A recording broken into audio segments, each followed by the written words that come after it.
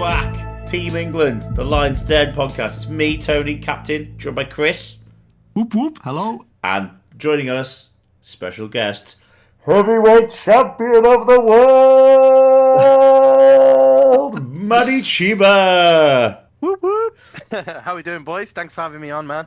I think I'm going to introduce you like that everywhere we go for like the next 12 months. I think that's just how it's going to be. It's like a WWE entrance. Basically, yeah. If we could just get maybe Mike Duff or somebody could wear the appropriate ring costume, that would be great. What do you think? I think that's a sick idea. Right. Oh, on the second. Giggling wife. Do one, you. I'm doing a podcast. I'll edit this bit out. You're making me tea, though. I'll have one. Love y'all. Anyway. So where should we start, Manny? I think it would be... Oh, God, I've got so many questions. I had pure FOMO about World Champions. I was like... I didn't... Oh, you should.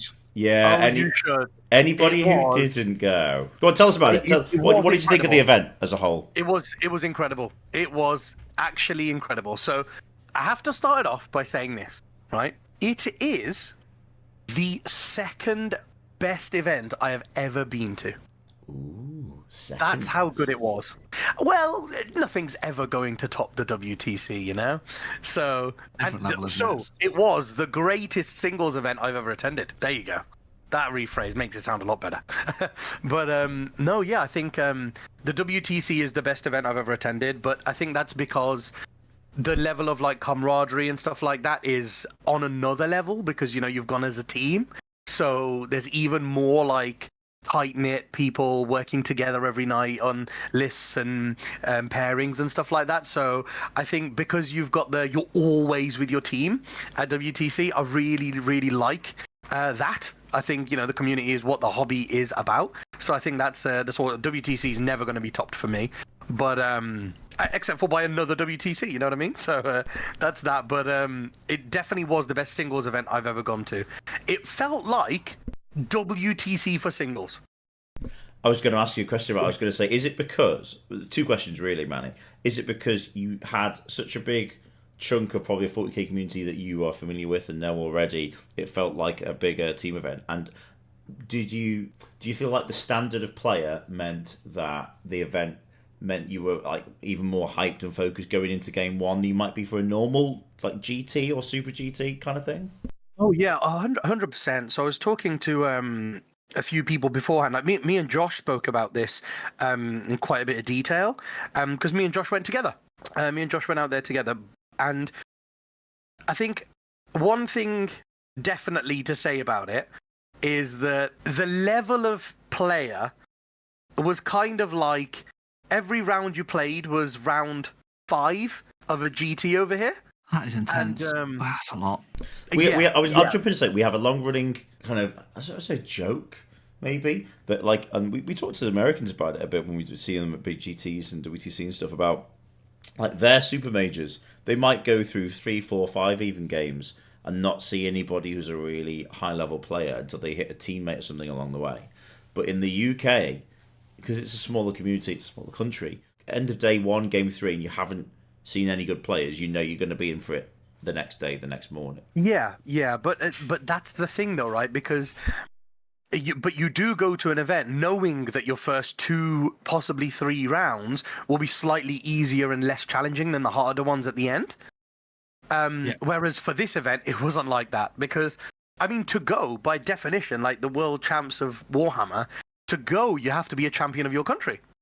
You have to have performed exceptionally well at an event back home to get a golden ticket to attend in the first place. And how do you think that team element, did that, I mean, they had it on the Warhammer Stream podcast, they had the team scores and thing. Was that a big thing in the background for some people, or was it groups of people getting bound together, or? Yeah, that's one thing that I was going to say, like, as a team or as a nation for next year that we should improve on is... you know, we all kind of just like found out where we were the couple of days before, people booking accommodation last minute and all of that kind of stuff. And we kind of just like all went there and just spoke to each other a little bit as we were going. And, you know, just we kind of like everyone from England met when we were there. However, like the French came there as a nation. Like they came there together because they have that, like, the federation, the French Federation, which is run really, really well. You know, they get loads of support, and it's well funded. But they got all their teams together so that their 40k team knew their AOS team, knew their Kill team, and knew their Underworlds team. So that's all really four of the events. Yeah, they went as like a massive country together, and that's one thing that I was like, we should strive to be like that next year. We should get practicing with each other a lot sooner, and we should also get in contact with we knew the AOS boys a bit, but I didn't know our Kill team at all. I didn't really know anyone from the Kill team scene, and also this sounds like a very classic English thing. I just jump in going. It just sounds like a load of British guys going holding. Oh yeah, we are as a nation. Whereas the French come with like tattoos and like this big clan.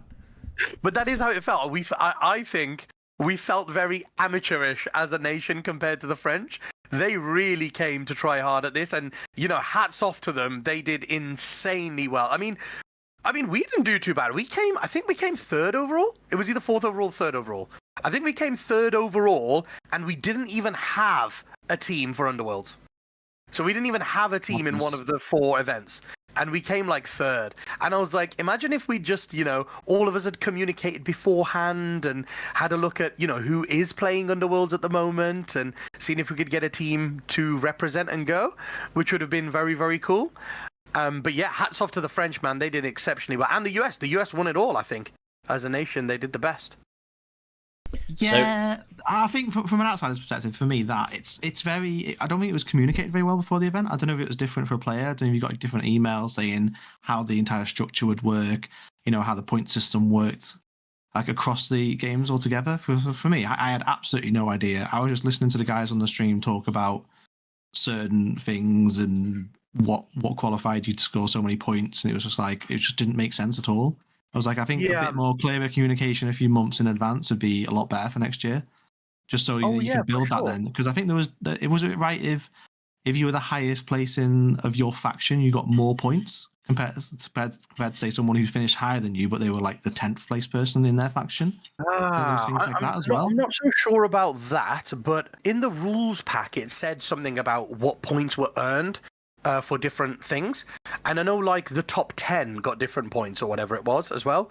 Like if you won the event, you got 10 points for your nation. If you came second, you got 9 points, and so on all the way down.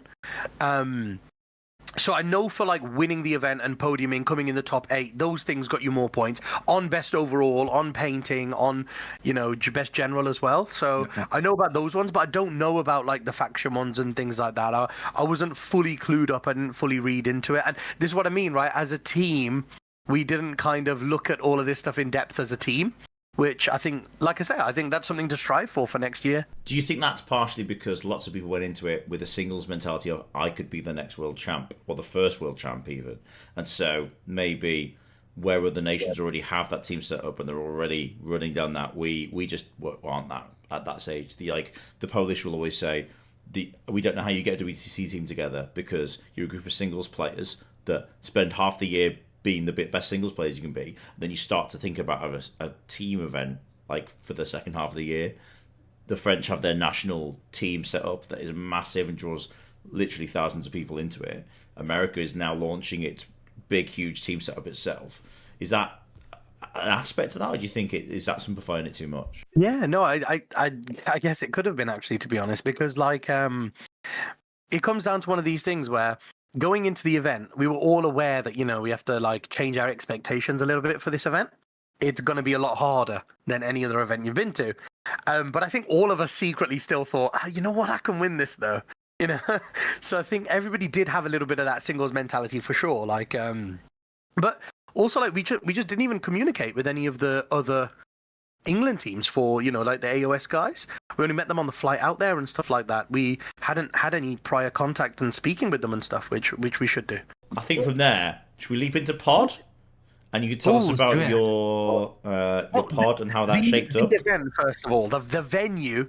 Oh my God, guys, the venue was awesome. The venue was incredible. So I had my flight paid for by the lovely guys from Luxembourg. Because I won the Luxembourg Open.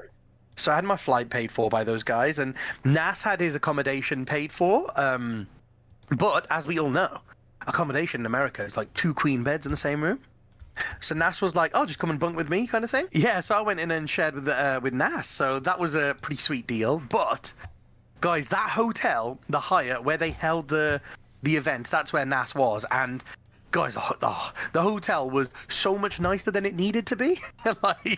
like the rooms were incredible. And America's just crazy, isn't it? For like corporate, Yeah, it's just like yeah.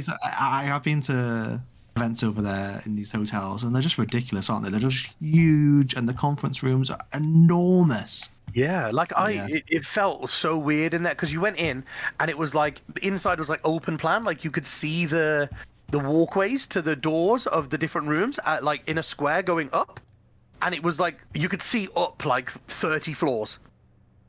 And then there were glass lifts going up and down the middle, and I was like, "Wow, it feels like futuristic, man."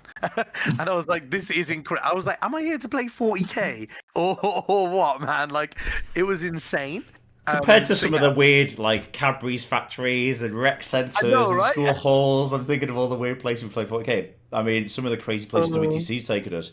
But I mean, let's be honest, GW is a big company that has a massive turnover. That's pretty cool for them to step up and go, look at where we could have our events and kind of give it a bit more prestige. It felt like it was going somewhere. Like the first, like the first thing that comes to mind was like, oh, I'm just used to like sleeping in travel lodges or Premier Inns, and Airbnbs, going to events around the UK. But like seeing that was like, wow, like this the game could actually be going somewhere here. The competitive community could be going somewhere. Like it was really, really nice.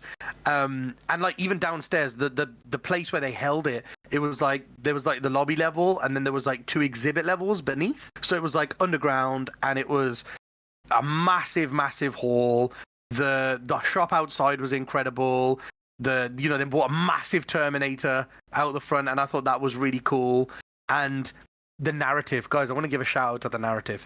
The narrative event, right? They had like different rooms for different planets, and they had like different colors, different lighting, different smells and stuff in each room. That is cool. Yeah, that is cool. Yeah, to mimic what it would be like on that planet. And I was like, wow, like that is incredible. They put in so much effort, and I think it was absolutely incredible from GW. The event was amazing. If the tournament wasn't so good, I'd want to go back for the narrative bit. And yeah, a lot of effort went into it. So I was like, wow, jealous a bit about, the amount of work that's gone into that one. Incredible. But then our event was also like amazing.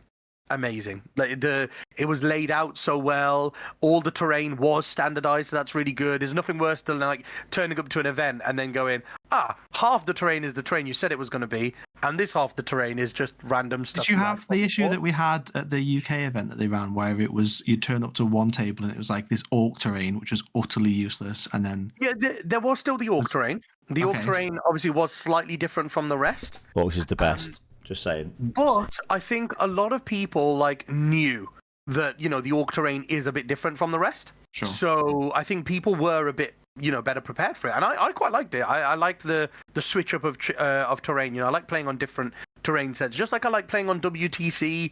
It's like a bit of a break from the UKTC. This is also a bit of a break from it, and I think it makes the game a little bit different depending on what terrain you play on. So it's nice, refreshing break from the UK scene.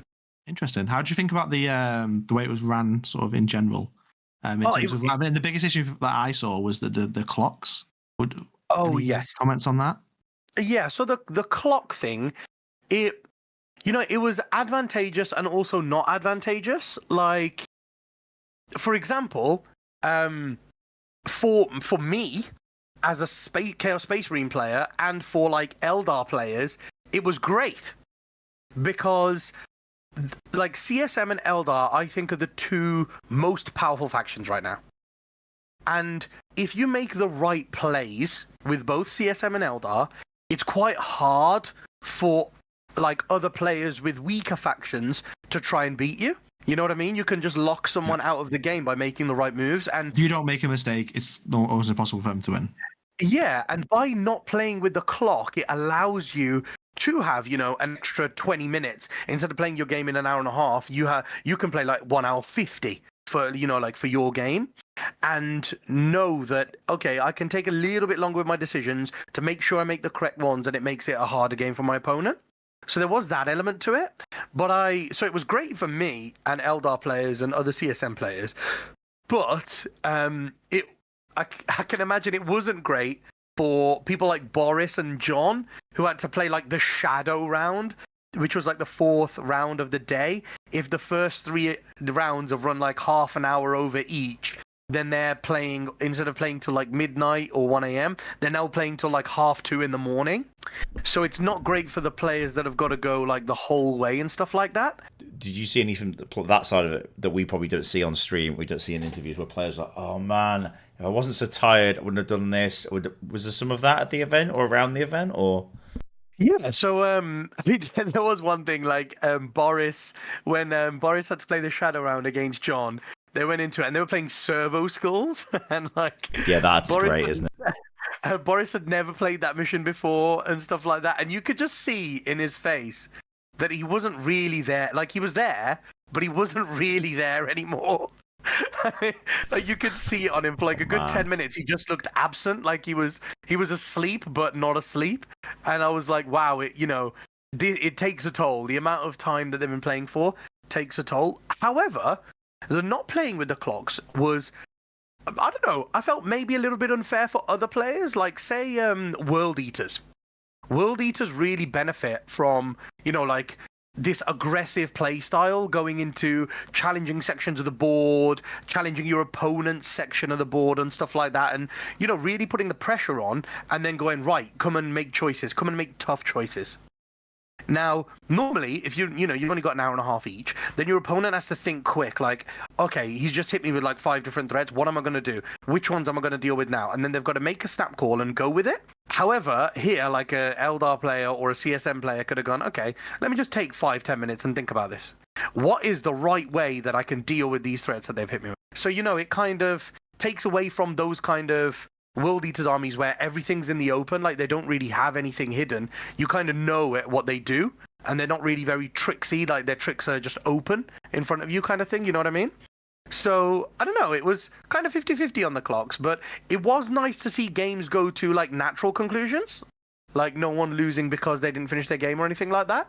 But I think also it does take away from the tactical element a little bit, and also it's very hard for the people that got to play late. I felt like we saw a bit of that when GW did their the BGT in Manchester. Oh yes, Warhammer Fest. Yeah, Warhammer Fest had elements of that where they allowed games to play out. But I like you say, just because it was the shadow round, the extra bits, the extra games, it didn't seem to matter as much that like that one game finished half an hour later or that one game finished 10 minutes later. This just seemed to really cause issues with the shadow rounds and things. Do you think that the shadow rounds and things are a good inclusion or not? Well, personally, actually, I think no. I thought the double elimination was a little bit weird. Like, because the pods were so stacked. Like, oh, that's a nice, easily moving way to get into the pod section. I thought the pods were very, very stacked, and it's really interesting that there were so many, like 6 or 7 players in each pod that could win the pod. I thought that was incredible. But I think because of that, they should have let 2 people out the pod. And we spoke about this quite a lot because we were speaking to the AOS lads, and theirs was like that. But that's because they only had 88 players. Like, I think on our side was 176 or something like that. So we had like 8 pods of 22. Whereas the Age of Sigmar lads, they had 4 pods of 22. So to make the top 8, they let the top 2 through from each pod. And I was thinking, instead of having the double elimination, because that was a potential like 5 or 6 extra games once you made the top 8, I thought it would have been better to let the top 2 from each pod through, so you have a top 16, and then just play knockouts. Like, so then it's only 4 rounds after that. 8, 4, 2, 1. Even top 4 for me, like, because like you say, the pods are so stacked, and it gives people opportunity. They're not just going there and thinking like, I'm out of this straight away. Like top 4, it's still only 5 games to win. Yeah. I think top 2 would have been better because it would have let the X and O person through and the highest placing X and 1. And just because the level of play there was incredible, so many top tier players there, it would have been incredible to see more people in the top 16 rather than the same people playing each other. I mean, don't get me wrong. Me and John had 3 incredible games. I played John, spoiler alert, 3 times, and all the games were absolutely awesome, down to the wire. Very, very good games. But I think, like as a viewer, as a spectator, you'd probably wanted to see 3 different people take on 3 different people. Like not the same people playing again and again in the double eliminations. I think that's fair. I think the guys watched John play about 5 different games in total. So it was the John show. Well, as we're recording this, we're already seeing the list to start to come in for the next big GT, and it seems to be a John Lennon-inspired Space Marine fest for virtually anything that's got Space Marines in it, which is... Well, that's awesome. But that's awesome. Yeah. That's one thing I did want to say. When I was playing against John, the way he was... Because I think John's really good at narrating his turn, and he says absolutely everything he's going to do. And, the way he was playing and the way he was moving his army around, I was like, you know what? That army seems like so much fun to use. Like, it's an awesome army, but it seems like so much fun to... I mean, teleporting Centurions. How cool is that, man? When's the last time we actually saw Centurions on the board, Yeah, the Centurions... I thought that was awesome. The Centurions are probably one of the best units in the book, aren't they? For the rerolls, the reroll wounds, all the buffs they can do. They need that detachment to work, because otherwise they're just a big, slow dump truck of a gun line unit. But it is cool that they have that detachment. I think it opens up a different area of the codex, which is wicked. Well, I don't want to hear about John Lennon. I want to hear about Manny Cheema. About your run. I want to hear about your run, dude. So I want to tell me about. You want to hear about my run? So how was your group? Yeah. How did you find your group? Was it the death group that you thought it was going to be? Did you find it a bit easier? Did you find that the list was maybe doing work for you and getting you out of the group that people hadn't prepared for? Very much so. Very much so. Both of those things. I think the pod was a death pod. I think it was probably the second hardest pod. Yeah, I think that's fair. In my opinion, in terms of player after pod 8. I think it was the second hardest pod probably. However, I did feel that I had a slight list advantage over the other top players in the pod. My list was a very, very powerful list, except for Gonyo.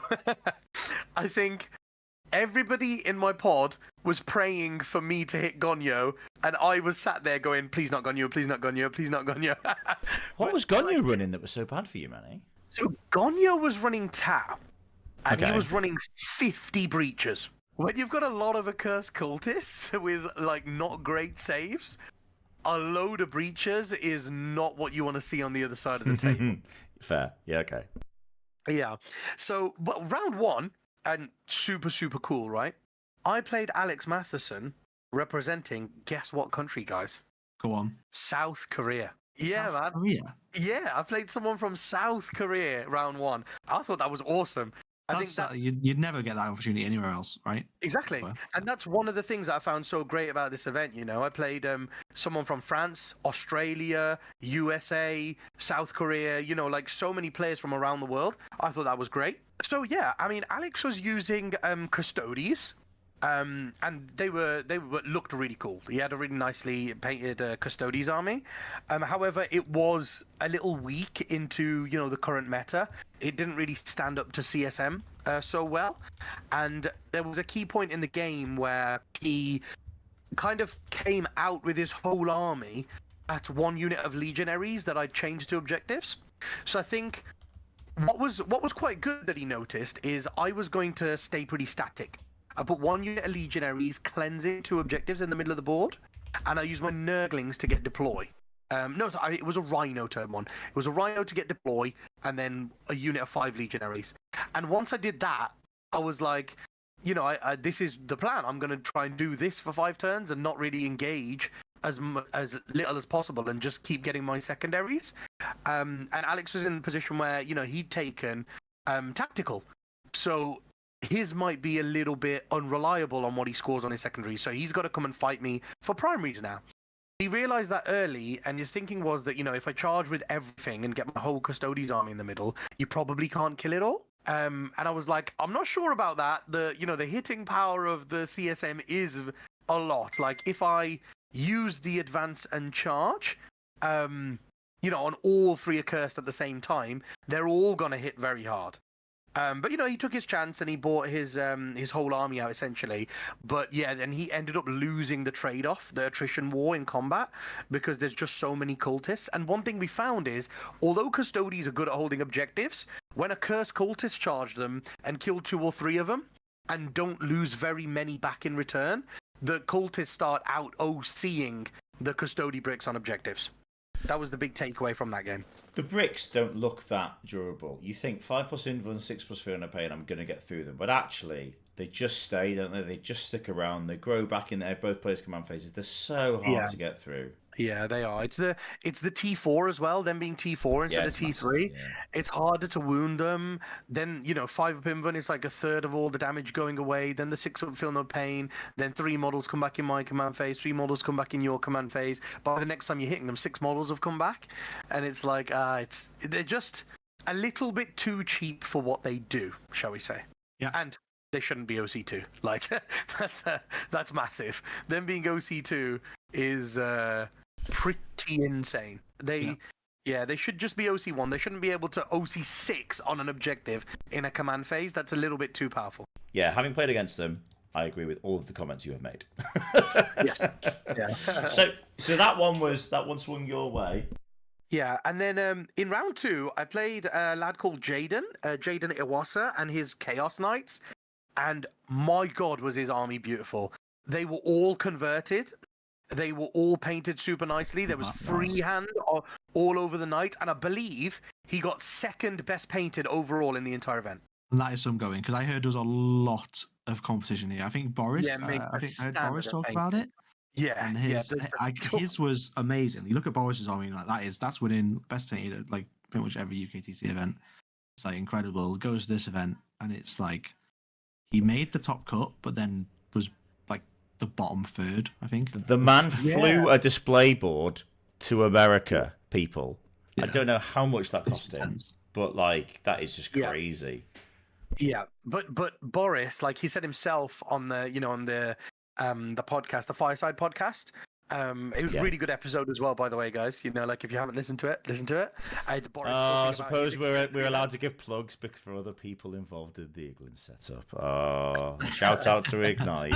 No, it's Boris. It's Boris. It's Boris talking about his experience, guys. Yeah, it was really England good. prospect.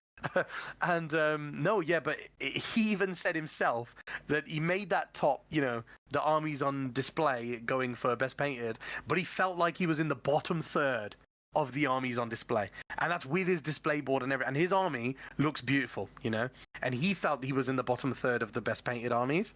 And this Jaden came 2nd overall in painting. I think. Yeah, his army was phenomenal.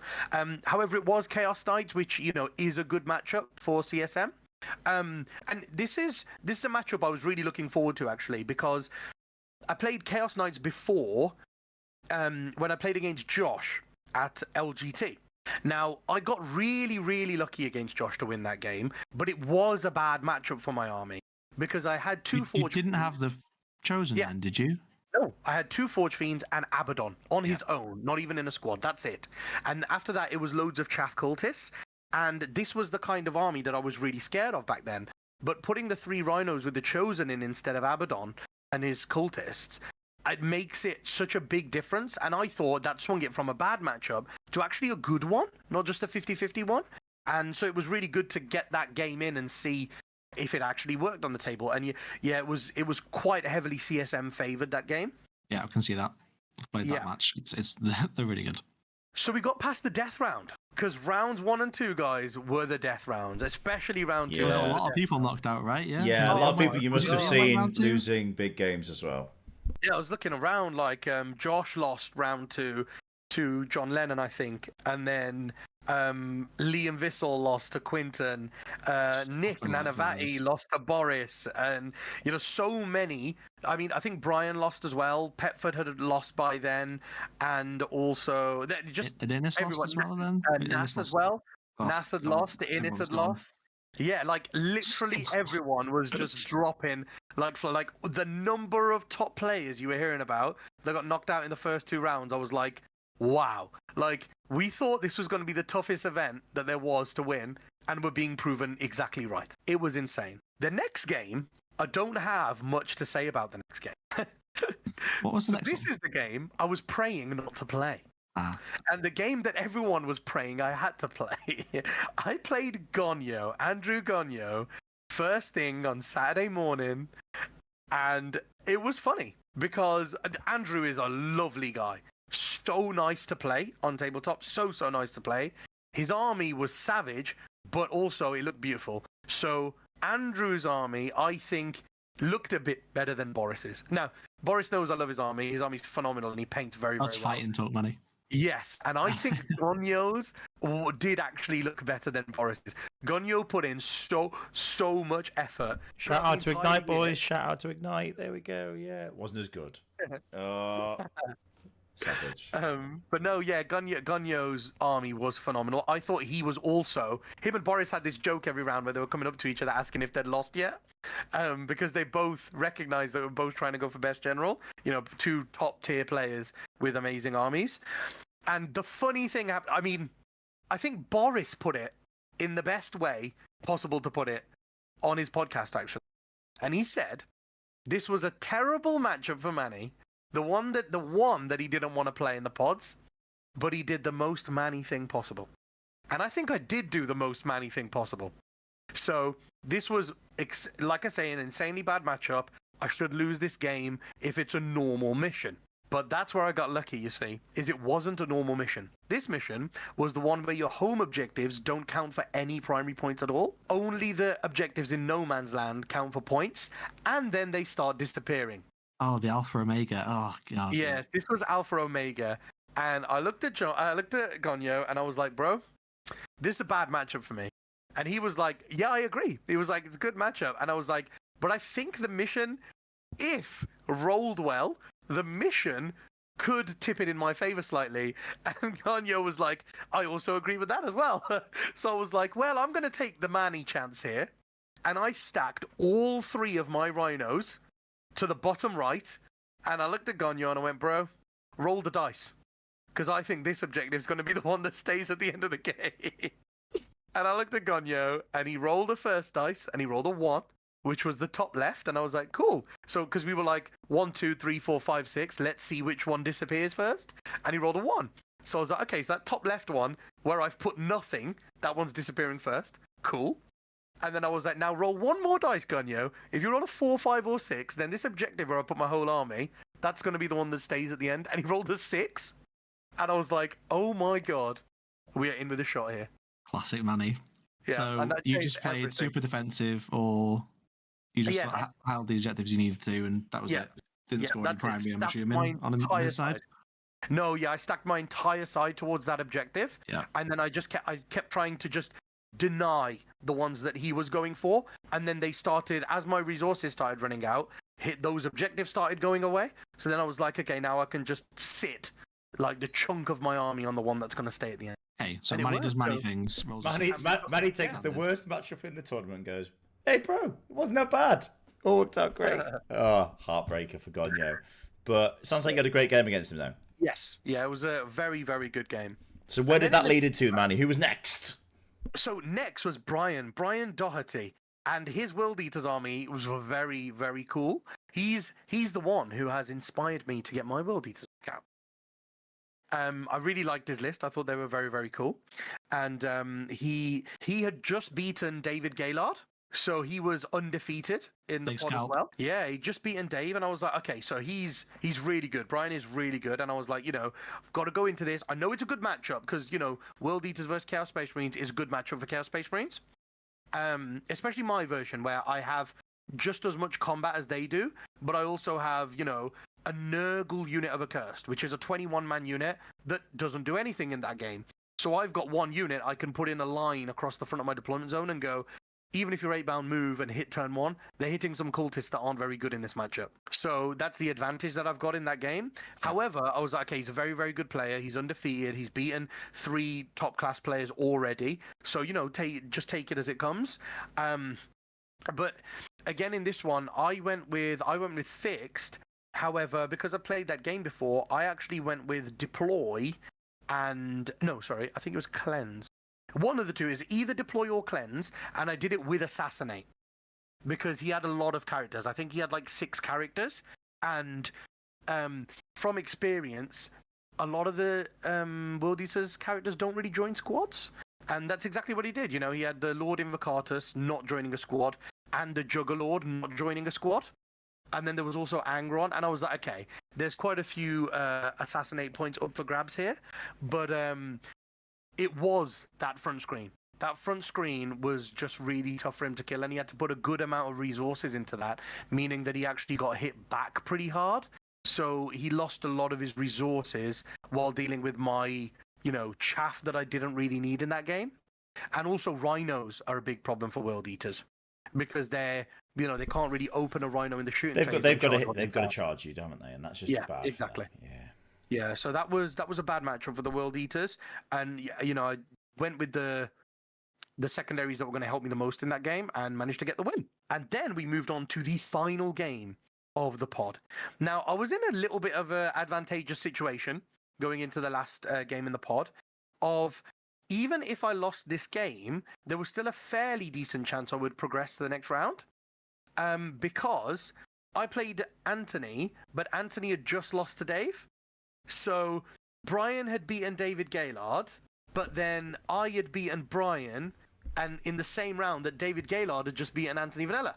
So it just gave you that opportunity that you didn't need to smash everybody. Yeah, okay. Yeah, so I was the only undefeated at this point, and I was like, okay, so even a draw would just guarantee that I'm through. So I had that slight advantage, and for that reason, I chose not to go with Assassinate in this one and play a bit more of a defensive game and, put the pressure on Anthony to come and get me. And this game was a lot closer. So this game ended 93-81. So it's only like a 12-point win, but that is because in the final turn, I got to go second, and my legionary squad advanced 11 inches. So they, advanced to the center of the board, and they deployed and got me like Storm Hostile Objective or something of that. No, not Storm Hostile Objective. Area Denial, was it? Deploy. Storm where you need to be in the middle? No. Because I was fixed. You're fixed. They did something that flipped the points. I can't remember what it was. Oh, sorry. It might have been the mission where you score primaries at the end of the game or something like that. Priority targets. Yeah, they did something, and or it was because I was going second, so I scored primary at the end of the game. It was something along those lines where they got me deploy, a rhino got me cleanse, and then they were, like both on objectives. It literally came down to the wire of I had 5 legionaries and 2 empty rhinos. That's what I had left on the board. And Anthony had just Angron. That's how much of a bloodbath this game was. Incredible. Yeah, that is a lot of absolutely destroyed it. Yeah, we absolutely destroyed each other. One of my favorite games. So close. And that got me out of the pod stage. And there begins the great journey to World Champion. So, where did that take you? Next game, straight out of that. So I played against Lugo from Team France and his Eldari on the stream. That was on the French stream, wasn't it? Yeah. And that one, at the start, was looking really shaky. Mm-hmm. Obviously, he's a fantastic player. I was lucky enough to not play any Eldar so far in the event. First event in like 10 events where me and David Gaylord actually didn't play each other. So I played against Ludo, and he did a really cool play turn one where, and you got a little bit lucky, but it was something weird like a Star Weaver, 5 Hawks and 5 Spiders, pretty much entirely wiped out an Accursed Cultist brick. So much so that when I decided to move them in my turn, the Overwatch from the Spiders actually did kill the entire squad.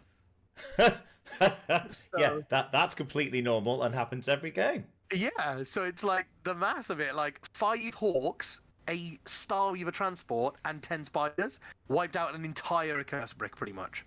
But then my Legionaries decided to be absolute heroes, and my Legionaries advanced a 6.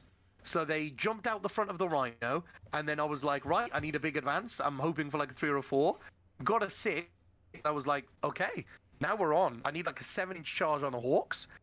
tried the charge, rolled an 11, so it meant that I caught the hawks and the spiders that had just killed the curse brick, and I killed both. And I was like, wow, so I've killed your only hawk unit and your only spider unit with these legendary legionaries. And that was the majority of his anti-infantry gone. So because he couldn't keep although they did a lot of heavy lifting turn 1, couldn't keep them safe for the future turns, I just ended up like taking all the objectives away from him, and then he couldn't really catch me on the primary, unfortunately. Unfortunately. I bet you were heartbroken for him. So another close but game that just worked out in your favour. At this point, are you starting to think it's on? Are you starting to feel the energy, or are you still a bit it's too far away? Oh no, I mean it was still far away, but what was in my mind was, if I can make it through the next 2 games, then I don't have to play 2 games. And that's what was going through my mind, because, you know, it is a lot of games that you play, and I was just thinking about it going, I've already played like 6 rounds now. The lowest volume of games that I can play, the sharper I will be in these last few rounds. So I was hoping to not have to play too many games.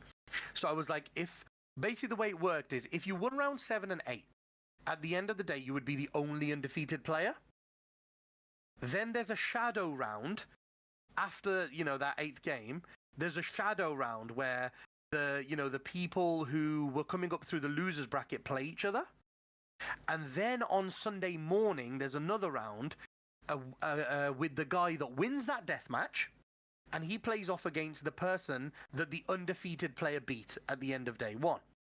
And then whoever wins that comes and plays the winner in the final. So I was like, I will get to miss the shadow round and the morning round. I'll get a line in the morning, then potentially only have to play 1 final game.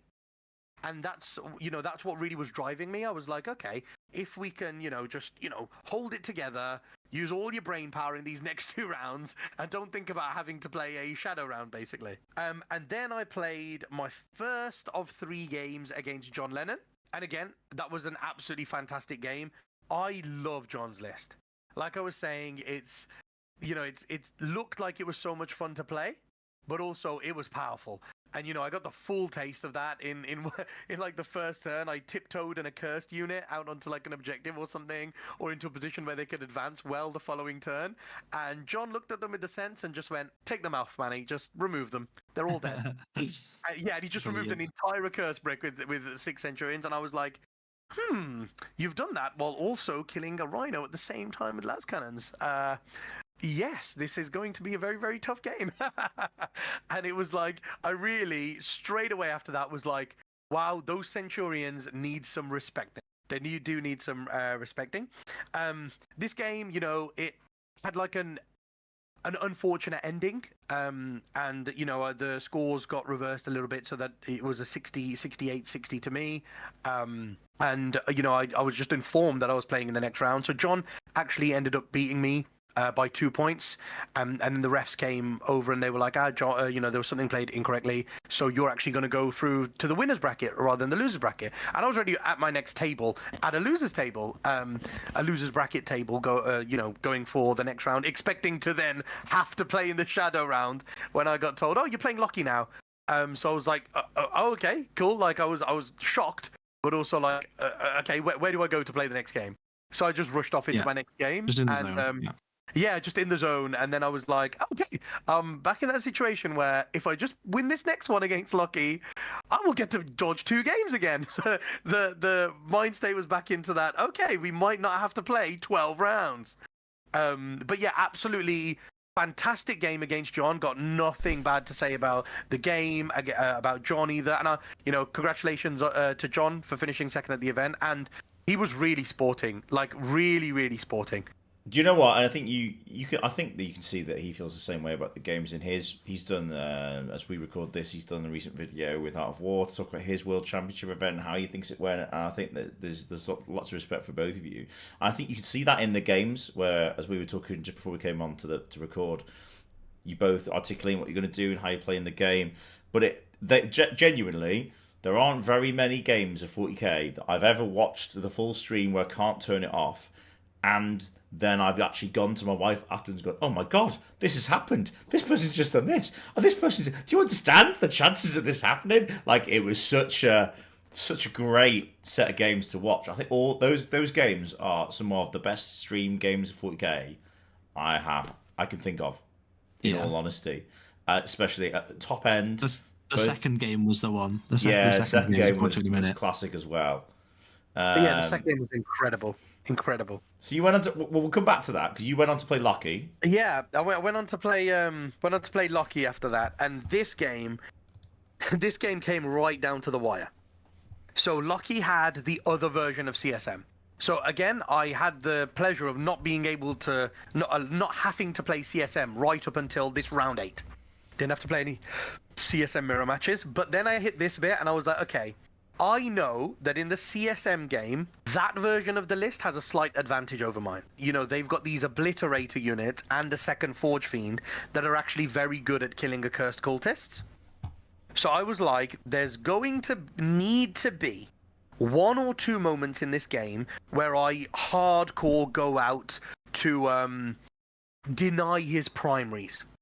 And I was like, that's the way that I'm maybe going to win this game, is denying the primaries. And that's what I aimed for. I aimed to play the game and use my resources early to deny his primaries, because I was like, whether I use my resources early or later on, they're going to get whittled down, because he actually has, like, the Oblits have got blast profiles, the Forge Fiends have got 3 blast guns each, and he's got 2 units of each of those things. And I was like, I'm going to be running out of resources whether I expend them to drop his points or not. So it's better to drop his points as I go rather than at the end. And it literally came down to the wire. I know on BCP it says 84-74. It says the result was 84-74, but it actually wasn't. I think that's because we forgot to just enter our score, I think. So the judges, they just put a random one in, because at that point your scores don't matter. One of you is playing in Sunday morning and one of you doesn't have to play till Sunday lunchtime. So I think they put the 84-74 in. But the game, I believe, was like 77-74. It came down to, could I kill Locky's Lord from his chosen squad to get an assassinate? To get 77. And if I hadn't, then Locky would have won 74-73. But because I managed to kill the Lord, I won 77-74. It was that close of a game. And that was it then. I was through to lunchtime Sunday. So we got away with it. We're not going to have to play another 2 games. You know, we're going to be well rested. Did you stick around to watch the other 2 games? I was about to say, or so I thought. Oh, okay. But then it turned out that Boris won his game, actually, in the round, the bracket that was just after the one where everyone lost 1 game. So it was the people that lost 1 game playing to see if they could stay alive, essentially, in the double elimination. And he won his game.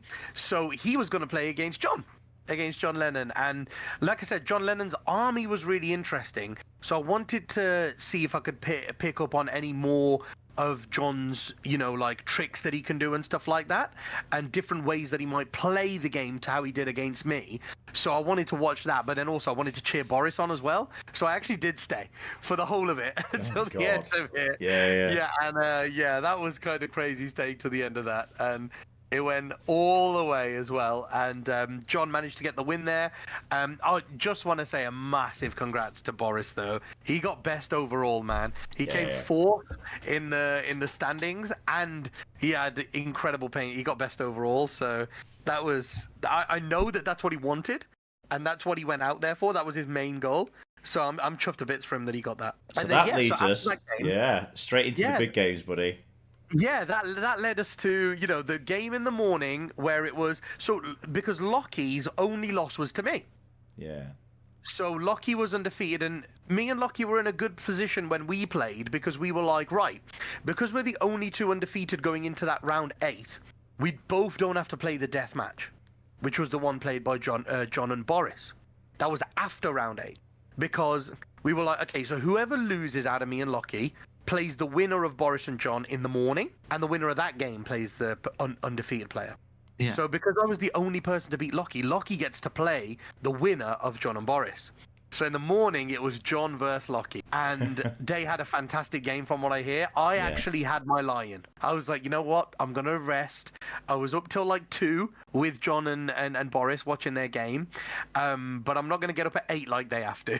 So, I mean, John, absolute soldier, slept till like 3 a.m. after his game with Boris, and then was playing at 8 again in the morning against Lockie. That was, trooper moves. See, that feels to me crazy. That I mean, maybe GW will change it for next time, but that just feels like a crazy system to run down with the shadow rounds and making some players till 3 in the morning and get up again for 8. It's like, it's great to watch as a fan watching it at home, but to be there, it must be knackering to play it. Yeah, very, very tiring. But I mean, John, it's crazy how John did it. He was just so full of energy the entire way through the event. The guy is just pure 40k pep sometimes, honestly. Bounces, doesn't he? Yeah. It was awesome to see, to be fair. And he overcame Lockie. Yeah. He beat Lockie to make it back to me in the finals, which is incredible. And even in those games, he was so energetic. He was just full of energy. And I was like, man, he feels more full of energy than I am. And I had 2 games off. And he was, he was just going for it. He was focused. He was ready. And it was great, like that second game we played. So, spoiler alert, guys, we played 3 games. We did play again for the final bit. But that second game was incredible. It was such a good game the whole way through. He's just a fantastic sport as well, lovely guy to play, and he was very, very good the entire way through. I couldn't see any mistakes that I could pick up on and push the primary differential, because the way that my list works, of course, is by denying primaries. So I went into the game with the same mentality. I was like, right, I'm going to deny John's primaries as we go through this, and hopefully towards the end, I know he's going to get 15 at the end, but can I drop his points primary wise enough in the game so that primary hit at the end doesn't tip him into the win? Mm-hmm. Yeah. And the answer was yes. I expended all of my resources, knocked his primary so that he couldn't get the maximum primary by the end of the game. However, the stars aligned. John played it perfectly. The stars aligned. Everything that he needed came through. And it was amazing to see, actually. Really amazing. So the both of us sat there. We looked at the board for a minute and we went, okay. This was after my turn 5 had finished, and we were going into John's turn 5, right? And we went, okay, so you're definitely going to get plus 15 on, but you're definitely going to get maximum primary points for that last turn. How far behind does that put you? What was it? 8 plus 6, 4. It put him 13 points behind me. No, I think it was 14 points behind me. Yeah. So we were like, okay, the physical best you can do is a draw. But in the event of a draw, because it's like finals, in the event of a draw, you play an extra battle round, but you only play primary. But of course, my army's been completely wiped out at this point. I use every single resource I have because I'm aiming to win in those 5 turns. And so if the game goes on, John just wins. Because the following primary turn, I would get 5 and John would get 15. That's just how the board state looked. So this right here was like, okay, the best I can do is a draw, but that would win. So we were like, okay, what can you do? You've already got Big Game Hunter in your hand. Bring It Down, is it called? I think it's called now. Yeah. He already had Bring It Down in his hand, and we were like, okay, if you can somehow kill both rhinos, then you get 8 points on that. So is there another card left in the deck that can get you 6 points? And the answer was, there is only one. So Capture Enemy Outpost was discarded by John earlier on in the game. So the only card worth 6 points or more in that deck was Investigate Signals. And he got it. And out of the 7 cards he had left, he drew Investigate Signals, and I was like, wow, that is something, bro. The stars are aligning here. So he got his Investigate Signals. He could auto do that for 6 points, and we were like, cool, there's your 6. Now it's just about killing the rhinos. Kills the first one. There you go. He's 4 points behind. Can he kill this second rhino? And let me tell you, lads, killing this second rhino, he had to chip some wounds off with a solo Inceptor.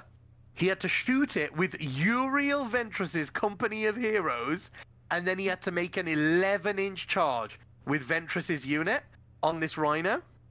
He rolls a double 6, makes his charge, his 12-inch charge, and then he made me take the perfect number of saves for the Rhino to die, and I failed every single save. That I was going to say, so we had a bit of a viewing gallery that over the course of that game, as things went more and more ridiculous, and he just kept getting the little bit of luck he needed, more of us got. So eventually, there was a group of us watching it, going, "Oh my god, I cannot believe this has come together!" And it's like you just couldn't pass a save. And normally, guys, if you ever get to play Manny at a tournament, he is the luckiest son of a gun out there, as attested to by Andrew Gonyo earlier in the tournament. But that was just so exciting to watch, and that was I think that basically it was a group of what 10, 12 of us watching as an England watch party, streaming it, watching it on the Discord. That all jumped in because it was so exciting, so hyped up after that first game. How do you feel about the last game following that then? Because you must have been. Did you feel really like, oh, I can't believe this has happened? Did you feel down? Were you nervous? Were you thrown? How did you feel going into the final game? It was really weird. After this second game, I didn't feel down at all because the way he won the game was incredible. That was so incredible. And I've said this before to people who have asked, when he rolled that double six, right? That 12-inch charge, the first thing that went through my head was, oh, I've got to play another 3-4 hour game now. that was the emotion that went through. I was like, oh, here we go, another game. That was the only emotion that came to mind. But then I was like, okay, that's cool. Dice do happen. And I was very quick to just think to myself and kind of talk myself through a bit of a monologue and go, look, man, you get so lucky all the time, Manny. So you've got no right to be annoyed at the dice. And I was like, the way he won, phenomenal. He knew exactly what he had to do, and all of it just aligned. He made the perfect plays, and he got the dice roll he needed. So I was like, that's cool. Fresh slate, go away, get a drink, refuel yourself, and, you got a 20-minute break, and then come back, and we've got one more game. And this is now the final. The last game. I feel like the final. We talked about this as a question, didn't we, before we came on? I feel like the final game was a scenario that, whereas the other two had given him a chance to make the games close, the final really showed off how your army was amazing for this mission pack. And I think, combined with a bit of bad luck from some of his rolls, I just felt like it was a little bit anticlimactic. I don't know if that's harsh, Chris. What do you think? Like, watching on? Yeah, I mean, after that second game, it was just absolutely. I don't know if it's about you, Manny, but it was absolutely gut-wrenching, even just us watching it. Like, I don't know how you felt, but it was just like watching him make that 11-inch charge, just like on a natural boxcars. It was crazy. It was so intense, and then the final game was like, as you said, Tony, it was just like, all right, Manny goes first, moves everything up the board. Now, literally from turn one, we were all sat there going, there is absolutely no way John can win this game. It's just impossible, because there's Manny's going to score 15 primary at least for turn one, and you did for 2 turns because John sat back and just let you do it. I did it for 3, and that was it. Like when I got the first turn roll. So I mean, the first thing to note about this terrain, guys, is in the middle of the board, like not the direct middle, but if you're playing Hammer and Anvil, looking at the board Hammer and Anvil wise, you're like up the middle of the board to the flanks. There were 2 small squares that were like 5 inches by 4 inches or something like that. 2 little rectangle of the perspex, right? They were there with these pipes on there, and that was the terrain piece, and they were right over objectives. Like, you could hold objectives from behind them. And I came up to the table and I was like, those aren't obscuring, are they? Because I hadn't played this mission. Because you only play this mission if you make it to the 10th round. So I hadn't practiced this one. So I was like, those aren't obscuring, are they? Those tubes in the middle. And they were like, yes, they are. And at that point, I looked at the board and I was like, Hammer and Anvil, I'll hold my one. I'll hold the middle one, and I'll hold both of those flank ones if I go first. And there's only one of John's I need to deny then, the one that's like literally 10 inches from my mid-board one. So I can advance and charge on that every turn. And I looked at the board and went, man, if those are obscuring and I go first, the game's almost like over now. And that's kind of exactly what happened. So I deployed my rhinos in positions where they could get behind those ruins turn 1 straight away. And then I got the first turn, moved behind those 2 obscuring pieces with 2 rhinos, and I put my 3rd rhino in the middle of the board hidden in a ruin as well, where it wasn't going to get centurioned easily. And all of a sudden I was like, I'm on 3 objectives, 3 objectives with rhinos, and I put the accursed in that middle one as well, off the perspex, so they couldn't get shot. And I was like, I've got 3 rhinos that are just going to cleanse, deploy with my 3 transports every turn. So I was like, I know I'm going to get like 35 secondary, and I know I'm going to get like 45 to 50 primary. It'd be really unlucky here, or something had to go really horrible for me to not get 50 primary. So the minute that one went 15 to me, 5 to John, I immediately thought to myself, the next turn, I'm going to get 15 again, and I will just chuck my units out, sacrifice them now to give John another 5. And as soon as that had happened, by the time we started to... So at the end of John's turn 3, which is when he did a big go turn, when we started my turn 4, we were like, okay, it's gone 15-5, 15-5, 15. So we were like, starting turn 4, I'm on 45 primaries and John's on 10. Yeah. And we were like, okay, now it's physically impossible to catch. And that's why the game was called at the end of turn 3, because we figured out it was literally impossible to catch back up for John at the end of turn 3. But his go turn as well, like... Just didn't quite work, did it? Like, the last time he didn't kill a Forge Fiend, he didn't kill the Rhino with, like, enough that he could charge the Chosen, he left a gap because he didn't charge far enough. You're like, it just, none of it came together. Yeah. The 6-man Inceptor unit failed to kill a Rhino. Which was really something. Then a 6-man Centurion unit with las cannons failed to kill the Forge Fiend. Even after shooting Inceptors at it after as well, the Forge Fiend lived on a wound. Yeah. And it was falling apart. It's a double whammy of it. The mission was an interesting one that they picked, or they rolled up, or however they did it for that last mission for you guys to play. But also the maybe the craziness and skew of the previous 2, with a battle shock in the first game on the big accursed unit, and then the 6/6 boxcar straight out the bottom, like twice in a row to get 2 crazy charges. It was just like, I suppose following those with another crazy game would have made it just the most ridiculous games of 40k we'd ever seen. Yeah, for sure. How do you feel about those games as a whole against John after your event then? Yeah, they were incredible. I think, he was absolutely incredible to play. He was a great sportsman as well. I want to say congratulations on coming second. And I just want to say he was unlucky, that last mission. Yeah. If it was a mission like one of the first 2, we would have no doubt gone right down to the wire again in battle round 5, literally rolling the last dice again to see who wins, and I think that would have been so much cooler. But unlucky for him on the mission that we drew in the last round. But I just want to say congrats to him, and just thanks for being such a sporting opponent and giving me 3 of the best games of 40k that I've played this year. And I think that you, like we said, there's lots of other podcasts and content out there about the finals. If you want to go and see the games, you can track those down on the War Community Twitch page. It is some great games of 40k to go watch and see how those play out. And he says very much the same thing about those games. Just the highest level, played really well. You both had a cracking time. I suppose that's how you want it to be, really, at the top end. Yeah. Yeah, for sure, man. And the event was really cool. I would recommend more people to try and make it to the event. Like, it was actually a very, very cool experience to go out there.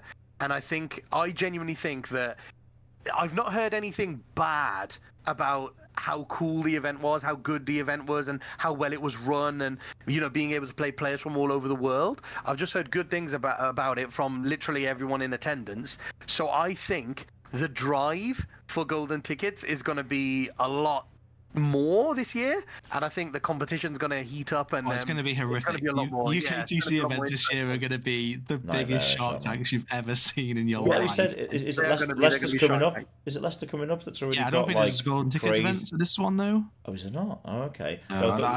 There's not announced anything yet, so... Same, we're already getting loads of Manny, Cheema and John Lennon clone lists going out there. But I think, come back to what you say, Manny, more people should try and go, because lots of people had a ticket but didn't actually take up on it, did they? They had tickets from all over and just did, for whether it's cost or just didn't think it was going to be their jam. didn't go. Yeah, I think people were a little bit skeptical because, it's the first one. You never really quite know what to expect and whether it's actually going to be the event that you think it's going to be or advertised or anything like that. So I know quite a few, people gave it a miss because of that, but I think those people are now satisfied. Like I know Vic for one, definitely. I spoke to Vic, and Vic, he missed this year because he had family stuff, but also a little bit skeptical of the if it was going to be the way that it was. But I think he's definitely convinced and wants to join next year, which is really cool to see.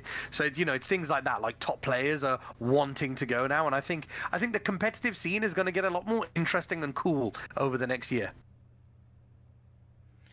It's going to be amazing. So, Manny, what did you win? You were the world champion. What did you get for that? Oh, actually, I got two really cool prizes. So, the first one, which is very, very cool, actually, is that every release for my game system, so I'm assuming that's 140k. That was the game system I went to play. So, every new release for Warhammer 40k over the next 12 months, I will receive one box off. What? That's amazing. Yeah. That's actually what amazing. A prize! Wow. Yeah, it's just phenomenal, right? Every single release for Warhammer 40k, I will get one box off. That is. So does that include awesome. like all the Christmas boxes that are coming out? Like this? I'm not sure. I'm not sure. That's all that was said, and I was just so over the moon. I was like, what a phenomenal prize. That is. Do you know what? That is one of the first times that GW, if not the first time, have ever gone, you're a champion of a game system or a winner of a tournament. Here is an actual merchandise-based prize. Like they used to do those big giant raffles years ago where you could like apply for your favourite army and you could win it. Do you know what I mean? And you get some random person you never heard of win it. But that is, for what I suppose, for what it cost them to do it, it might be a drop in the ocean. But as a prize to win, that is phenomenal. Yeah, that was absolutely incredible. That's wow. And then the second prize is even cooler than that prize. Yeah. Now, I didn't know about this prize. I was one of the people that didn't walk around reading the posters, which I should have. I was just looking at all the cool stuff around and didn't actually read the posters on the walls and stuff. So I thought this next prize was going to be won by Boris. I thought this next prize was for the best overall. Okay. Because it was the coolest prize there. And I think, the hardest thing to do is to win best overall. Because to win best overall, you essentially need to get your army nominated for best painted and also go like 7-1 at the event. Yeah. Right? So because of that, I thought best overall was probably going to win this prize. Well, with your painting standard, I could imagine. Yeah, that is fair.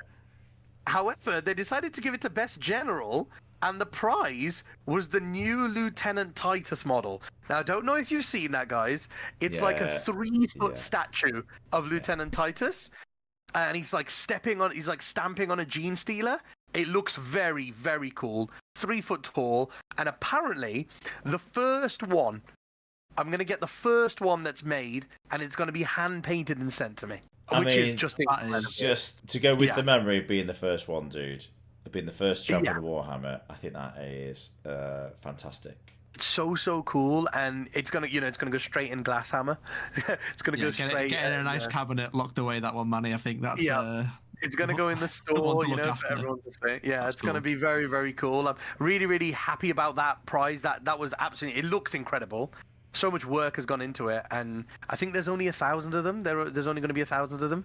So to have one of those is definitely incredible.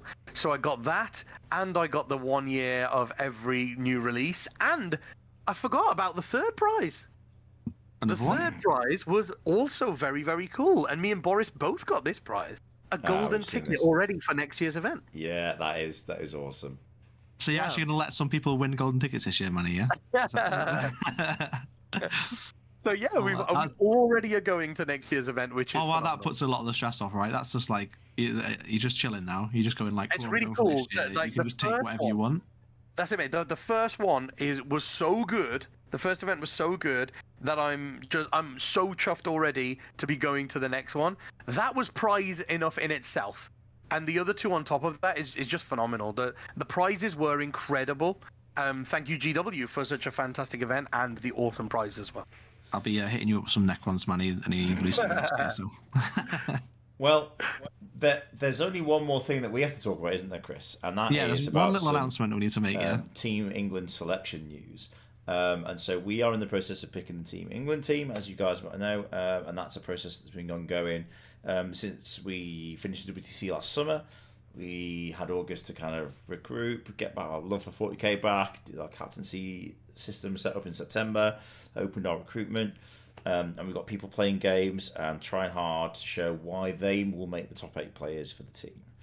And we want to announce our first player for the team is going to be, you've already mentioned him a couple of times, Manny. It's going to be your colleague Vic VJ, recent winner of the Coventry GT with the Sisters of Battle. He was one of the best performers at last year's WTC and was a big part in why we did well.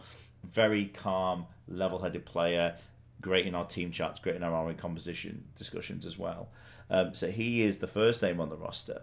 And we wanted to do that with you here, Manny. And we wanted to do that with you here because congratulations, you're going to be the second name on the roster for next summer, because there's just no way in hell we're going to go to WTC without the World Champion of Warhammer on the team. Oh, that's awesome. So, see, look at that. That's a 4th prize. Well, I'm sure that Chris and I, as much as we love the WTC, are going to rank that as the 4th prize. It's number 1.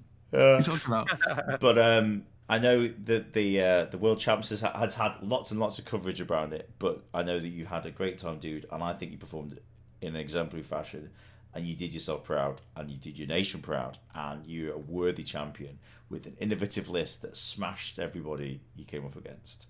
So it would be remiss of us not to put you on the roster first, because we need you there, ready to bring the gold back to Team England. No, yeah, thank you so much, guys. That means a lot. You know, it's as I said at the start of this video, that is my favorite event of the year, the WTC. It is the event that I look forward to all year round. So, and I've always, felt proud to represent England at the WTC. So, really, really made up to be the second person on the team. That's awesome, and I'm so made up for Vic. I believe he was, in fact, the best player on the team at last year's WTC. So awesome for Vic. Really made up about it. Thank you very much, guys. Well, on that note, welcome. I think we're going to let you escape because we've been chewing your ear off for about 3 hours. So thank you so much for giving us your time, though. Just to get an idea of what it's like to play at that kind of event, because that's my kind of dream. Whether I'll get to win a golden ticket and go with work and life and everything around it is a separate matter. But I'd love to, and I just love hearing you talk about it, and I can hear the excitement, the energy every time you talk about every game. It is an absolute thrill to have you on, dude. Right, everybody, take care. We shall be back very soon with some feedback on the upcoming Leicester GT, in which Chris is going to be running an exciting, fluffy army of. I'm running Necrons. Well, what should be Necrons? So yeah, I'm running Grey Knights because I feel like, we've done the Death Guard. We're just trying out little sort of underrepresented factions. And then he's going to be running that into the John Lennon style Space Marine Vanguard / Accursed Cultist meta. Manny, are you attending Leicester? No, I am not attending Leicester, actually. It's my birthday, so I'm decided to spend it with my family this year instead. World Champion doesn't think he has to play any more 40k now. He's got his golden ticket. He's just going to retire. I see how it is. Well, then, Chris, we look forward to hearing about that, and everybody else. We will speak to you all soon. Ooh, can I be really cheeky here, guys, at the end and do a shout out for Glasshammer, if that's okay? Absolutely. So, guys, it's been in the works for a while, and I've been doing a lot less content, and it's because I've got some really, really big news, and you're hearing it here first. You're actually hearing it here first, right now. Exclusive. There is going to be a 300-man Glasshammer GT, whoop, whoop. And it is confirmed as June the 29th and 30th of 2024. So the final weekend in June 2024 will be the first Glasshammer GT. It is the Glasshammer GT Birmingham. I can tell you that. So very, very accessible to everyone. And it's going to be a 300-man event using Glasshammer Terrain and Glasshammer Mission Pack. but the 20-0 scoring system from WTC with the WTC FAQ. Wow. Amazing. That is massive for us in the UK and our tournament community. Thank you so much for sharing that with us. That is an absolutely massive event. The fact it's on my wedding anniversary weekend brings me great heartbreak. Well. I shall already have to start laying the groundwork to get out of anything for that. Yeah, I think Birmingham's a lovely place to go for an anniversary, mate. Wow. I mean, take the missus to a 40k tournament. But it's Glasshammer's first WTC one. That's exciting. So, you know what? We said we're goodbyes as well, but I've got to ask you, what made you go WTC terrain and format? What took you down that route? Just something a little bit different. So it's Glasshammer terrain, which of course is heavy like the WTC, but it's our own terrain set, so we wanted to use that. But we think that the WTC scoring system has some merits to it. Now, no scoring system is perfect, of course, but the WTC one, I think it gets around a few of the issues with the the regular scoring out of 100 system, because it's not just about maxing your own points, it's about maxing your own points while also trying to deny your opponent. So it forces you to engage with your opponent.